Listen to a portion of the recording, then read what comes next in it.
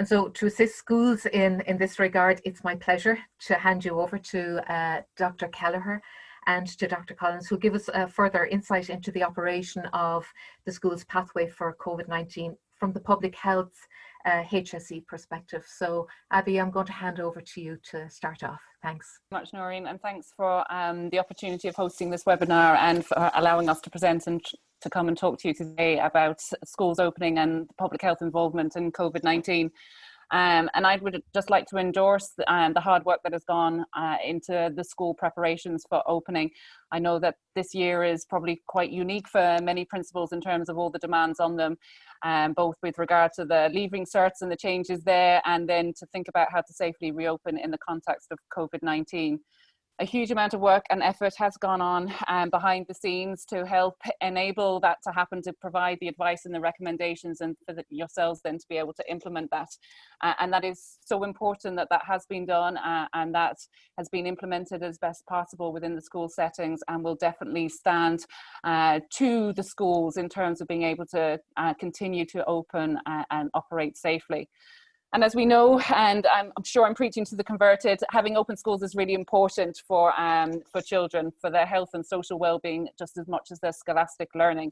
And it's from that position that public health really supports and endorses that schools remain open and as safely as possible, and that we can support you in that. So we do acknowledge that this is unusual and challenging times, and public health and education don't often cross paths in quite the same intense way as we are at the moment. But there is opportunity for shared learning, I think, about how we both operate and how we can assist with each other. So I suppose the first point to really talk about is that the risks that pertain within the school setting that many of you would rightly be concerned about for both your staff and for your students are ones that we consider to be proportionate and in a controlled environment. So in the totality of the work that we as public health doctors deal with in terms of residential care facility settings, in terms of factory settings, for example, the school has a far more element of control about it, about how it operates and how the staff and the students interact. And it may not feel like that always on a Monday morning, I'm sure, but the evidence supports that from the public health perspective with regard to COVID-19. So I think that point is reassuring. And we do know that there are community cases of COVID-19 around in Ireland, as there are in any other countries that have schools open. And therefore, we do expect to see cases of COVID-19 within the school settings. And there are schools out there who have already experienced that and have come into contact with public health over the course of the last 2 weeks already.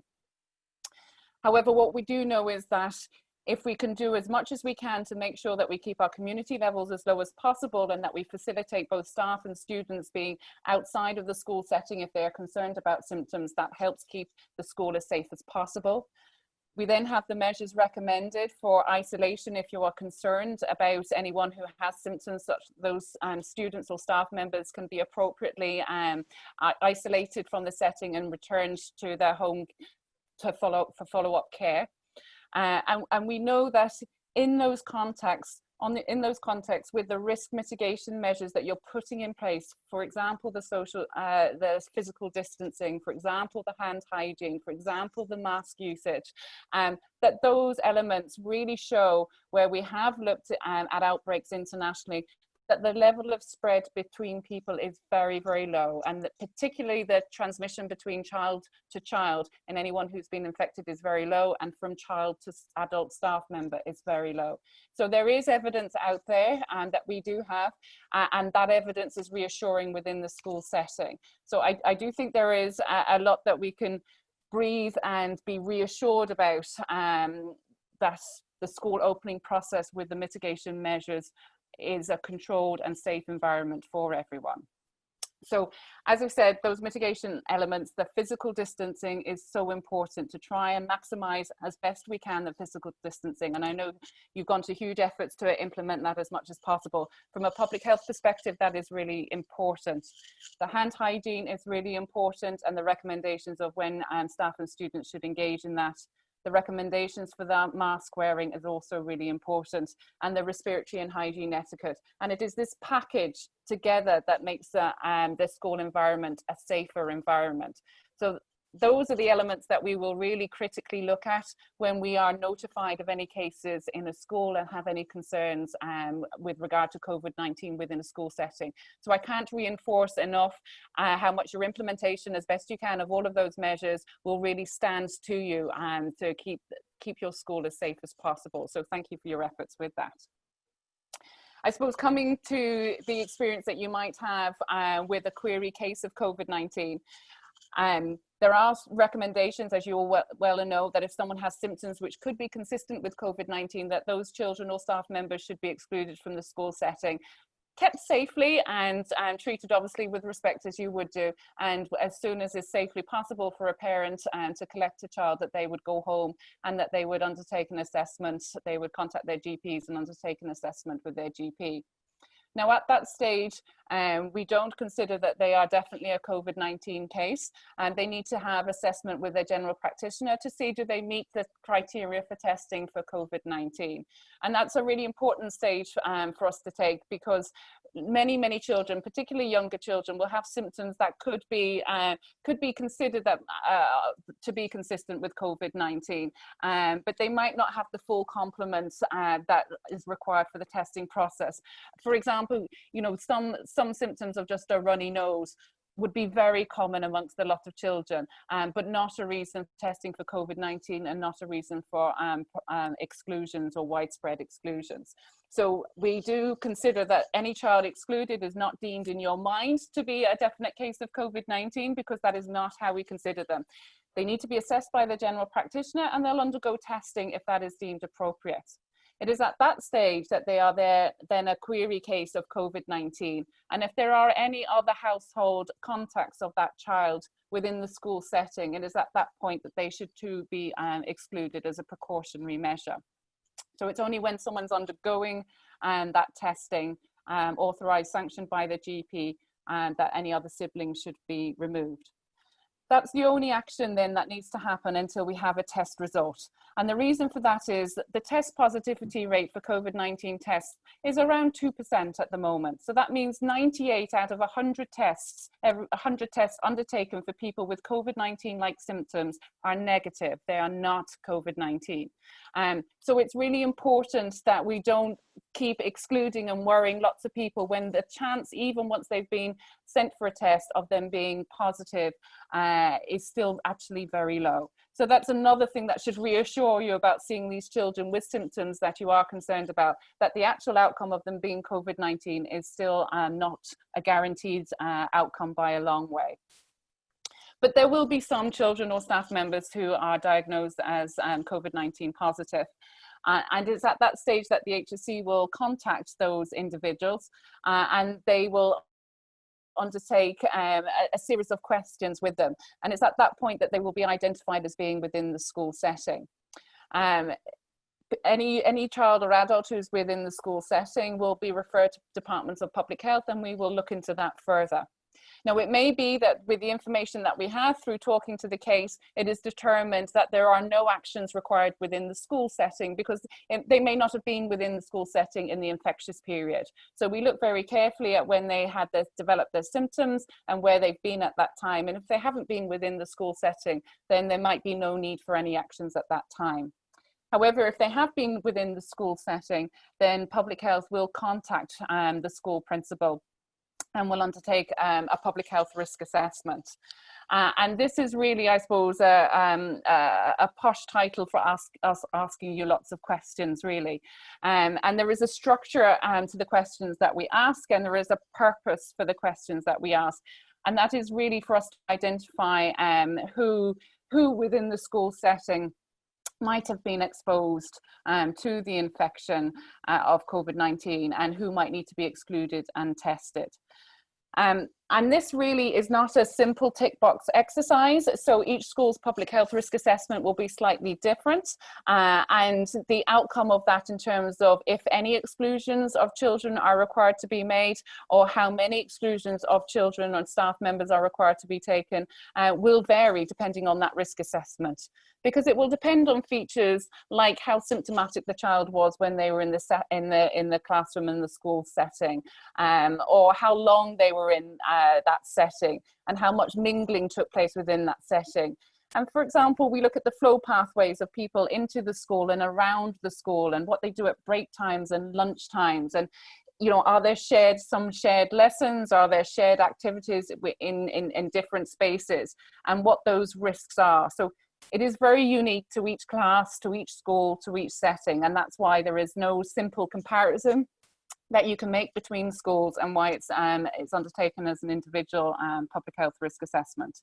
We also need to take on board other factors, for example, the broader community setup. So we work at a population level as public health doctors, so we are aware of the close communities around your schools, and there may be certain areas or certain schools where we think there might be some interlink in a community setting, which will raise our heckles a little bit more, and we might take a more precautionary approach, for example. So we do use all the knowledge that comes to us from different places, from different sources, to apply that to really give the best informed assessment of what might be happening in your school and the measures that we need to undertake, because we are trying to tread that balance of being safe and doing the right thing with keeping students and staff in the educational facility as much as possible for the normal well-being and development of students.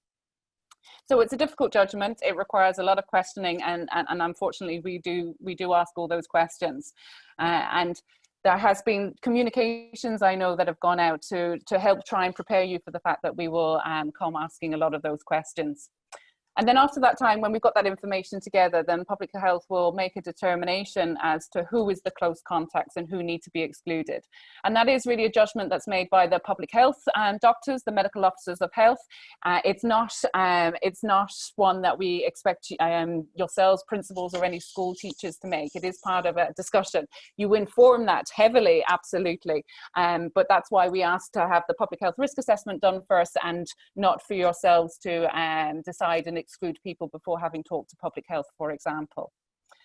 So when we have agreed who those individuals are who might need to be excluded, if anyone does indeed, we will ask if you will help us disseminate that information. So there will be people in the school setting currently, either other staff members or other children who are currently sitting in your school, for example, if it's a Monday to Friday, who we then would deem close contacts, and ideally they need to go home as soon as possible and start restricting their movements.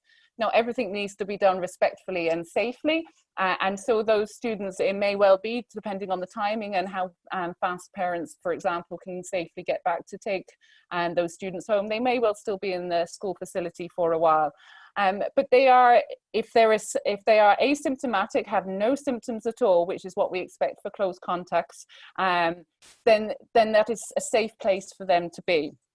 If anyone has symptoms, they should follow your symptomatic process and protocols anyway. If they do not have symptoms, then I would ask that you don't panic that parents come and remove them immediately. That needs to be in a safe and controlled way, and those children are safe to be in that setting from a COVID-19 perspective. And we get them home, and the HSE will contact them at that point and organise the testing that needs to be undertaken. And I do realise that there is a little bit of delay from the school, from the schools being aware or concerned of a COVID-19 case, and public health being able to contact and speak to you. And that is part of, I suppose, natural process delays. Sometimes you might be informed directly from a parent, you can just ring up the phone, but there are legal notification processes that have gone through from the HSE perspective, which are appropriate to make sure the data and information is correct. And obviously we have a huge volume of work coming into us, and not a huge volume of staff always to deal with that. So there can be small delays, but usually if we need to get in contact with the school, that will usually be the same day we are informed of the positive case, or it may be just from the time of day, it may be the following day. But We would ask you to be patient and let public health contact you. Firstly, because obviously if people are trying to ring us, then it is a distracting issue from us, and our process is to trying to get back to you as soon as possible. And also I would like to reassure you that even though there has been a notified case of COVID-19, that person, that child, that adult is no longer within the school setting. They have already been removed from the school setting because they have had symptoms. So that source, that risk within the school setting is no longer there. And it takes a while for any infection, if indeed, unfortunately, it did spread, for those symptoms to develop and for other people to become infectious. So whilst I absolutely appreciate you, the sooner the better we are in contact with you from your perspective and our perspective, there might naturally be a delay within the day, or as I say, even to the following day, but that is not an unsafe delay. So we would ask you to just consider that risk of infection has been removed. So at the point where we have asked that certain people will be excluded from the school setting, as I said, we do ask that you might help deliver communications more directly to the parents, because you have ways of doing that which are probably faster than our own methods. And if you are contacting parents to ask them to collect their children, I think this communication will help you to inform them, and public health will provide that communication for you, but we do ask that you distribute that for us to manage that piece a little bit more safely and in a more timely and kind way for parents. As I say, the HSE does also contact and follow up, but there will naturally be a slightly longer delay than from when you ring the parents to tell them. So we appreciate your support in terms of that. What follows on from then really depends on what we found on the public health risk assessment and who's excluded in the further test results. So at that point, you will have a direct link with public health and a contact person, an email address, a telephone number, etc. And there will be ongoing dialogue. If there are any further recommendations that are made within the school setting, for example, we identified one or two things that, having discussed with you, we think would be an opportunity to improve further in that particular incidence to make sure that it doesn't happen again in terms of infection control, then we make those recommendations. We discuss with you about when children can return to school and what might need to happen if further children test positive from the initial testing that would be undertaken from the close contacts. So at that point, it is very much a school by school, class by class basis, and you will have your links, direct links with public health to support that.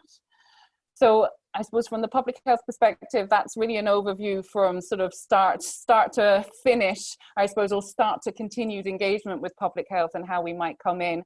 We do realise it's a stressful, unusual and difficult circumstances for you, and we are trying our best to engage and support with you on that.